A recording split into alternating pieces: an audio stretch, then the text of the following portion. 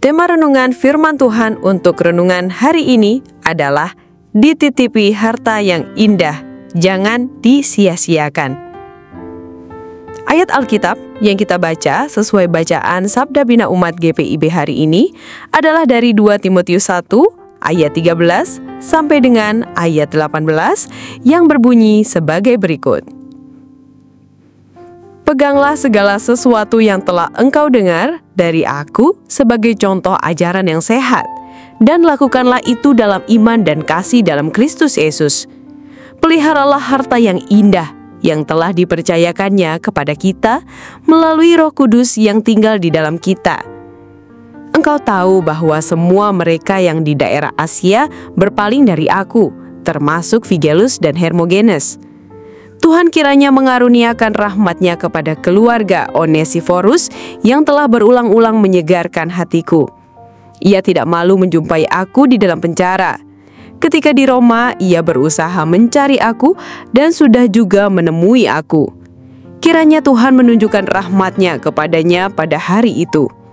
Betapa banyaknya pelayanan yang ia lakukan di Efesus, engkau lebih mengetahuinya. Demikian pembacaan Alkitab. Haleluya. Saudara-saudari buah hati Allah, saat Paulus menulis surat ini kepada Timotius, ia tidak sedang berada di rumah nyaman atau di tengah pelayanan yang megah. Ia sedang dalam penjara di Roma, menanti hukuman mati. Tapi dalam kondisi yang sangat mengentarkan hati ini, justru Paulus berbicara tentang sesuatu yang indah, sebuah titipan surgawi yang tak bisa dirampas oleh siapapun. Ia menyebutnya sebagai harta yang indah yang dipercayakan kepada Timotius dan yang harus dijaga dengan bantuan Roh Kudus. Paulus tahu tidak semua orang bisa dipercaya menjaga harta itu. Beberapa bahkan telah meninggalkannya. Tapi ia percaya Timotius bisa dipercaya. Hari ini kita juga dititipi sesuatu yang indah oleh Roh Kudus. Bukan emas, bukan properti, tapi kebenaran yang menyelamatkan, panggilan yang kekal, dan kasih karunia yang membentuk hidup kekal. Yaitu, pertama, kebenaran yang menyelamatkan.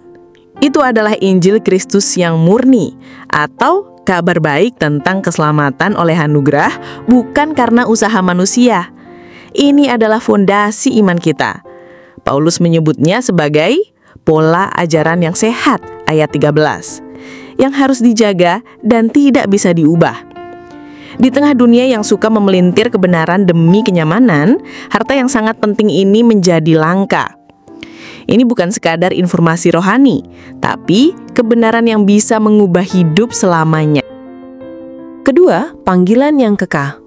Setiap orang percaya memiliki panggilan untuk melayani, untuk menjadi terang, untuk menyampaikan kasih Allah kepada dunia.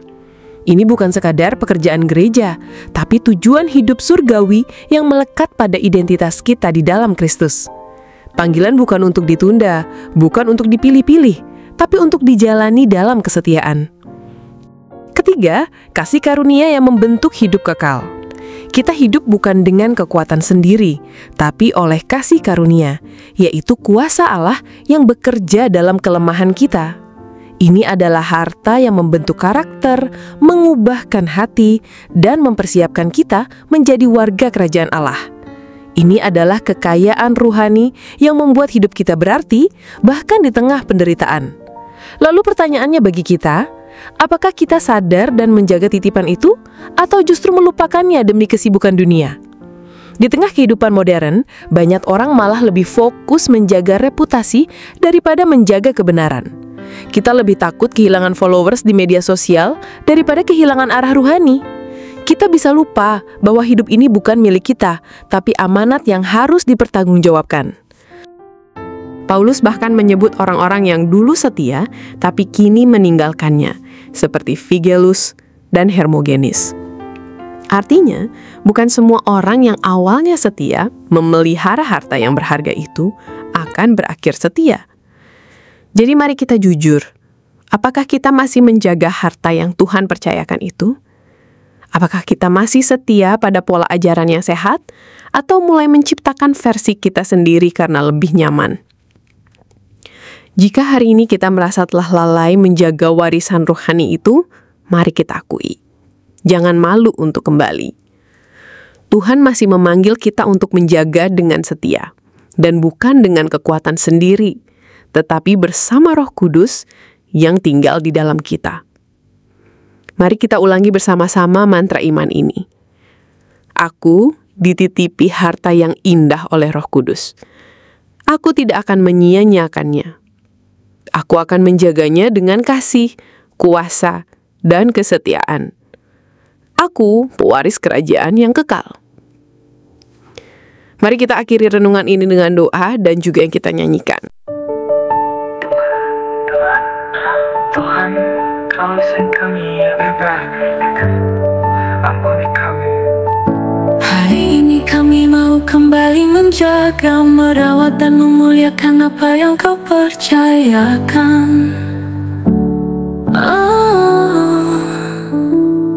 Engkau titipkan kasih dan kebenaran dalam bejana rapuh bernama hatiku. Meski dunia mencoba merebutnya, aku akan tetap setia menjaganya.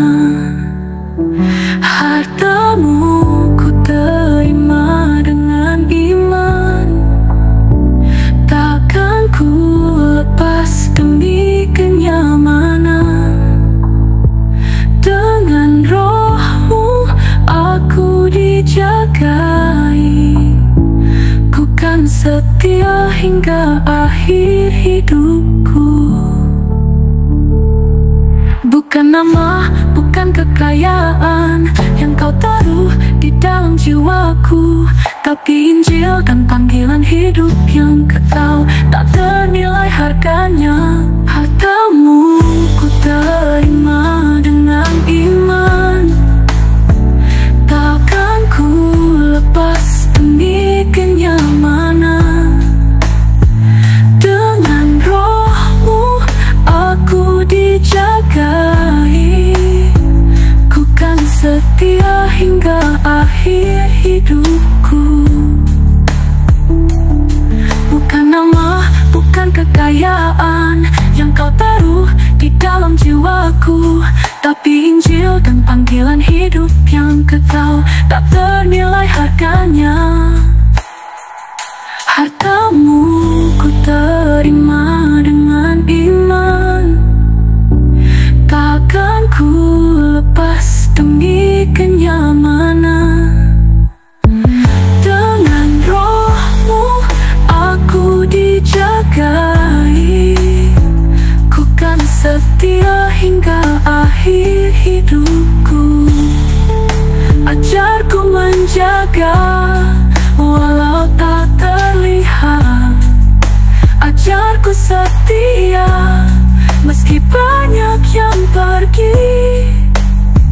Hanya kasih-Mu yang buatku tetap berjuang menjaga titipan-Mu.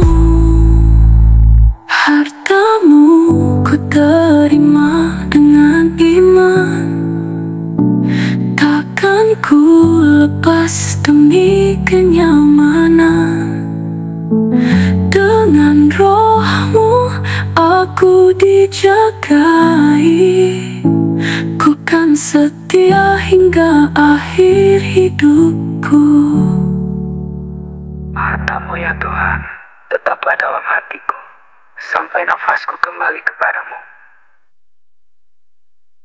Harta-Mu ya Tuhan, tetaplah dalam hatiku sampai nafasku kembali